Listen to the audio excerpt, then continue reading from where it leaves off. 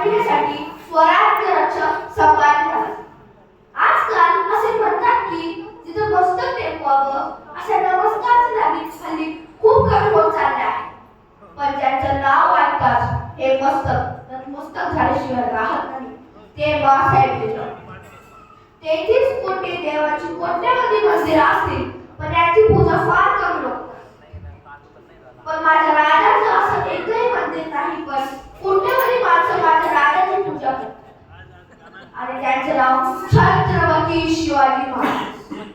आणि ये सब अमर सत्ता है लेकिन बेईमान नहीं हो सकता. असे म्हणणारे संभाजी महाराज या सर्वांना मानाचा मुद्रा महाराज.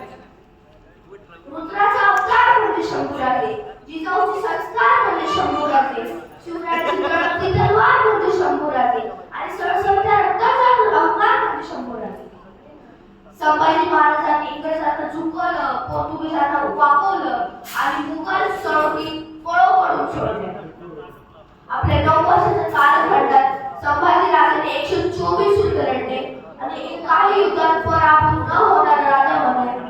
जगाच्या इतिहासाला छत्रपती संभाजी महाराजांची नोंद घ्यावी लागली. जो कधीच हारला नाही, तो कधीच चुकला नाही, त्याने कधीच तह केला नाही, तो रण टाकून कधी पळाला नाही, जो असीम धडाडीने पळत राहिला स्वराज्य संवर्धनासाठी. ते शंभूराजे. छत्रपती शिवाजी महाराजांच्या काळात जेवढं स्वराज्य होतं त्याचं 5000 किलोमीटरच्या यांच्यानी संभाजी महाराजांनी बाजू वाढवल्या. छत्रपती शिवाजी महाराजांच्या काळात जेवढं खजिन होतं ते 10 पट वाढलं आणि सैन्य जेवढं होतं 5 पट वाढलं. अशा शूरवीर ताजाला माझं मानाचं मुलं. धर्मरक्षक धर्मवीर